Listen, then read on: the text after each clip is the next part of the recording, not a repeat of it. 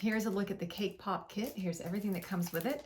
So you have your little twist ties, and then you have your actual little sticks for the cake pops. And then you have the plastic coverings and the stand itself. And here is a look at it. It's got a nice, simple, clean, minimal look to it, so the cake pops will really stand out. And so now let's actually put some cake pops on here so you guys can see everything. And I have the cake pops already in my pan, and this tray actually holds 28 cake pops. And this is great for if you want to actually make the cake ones, or if you want to just use this for fruit. You could use this for candy, but it's very simple to use.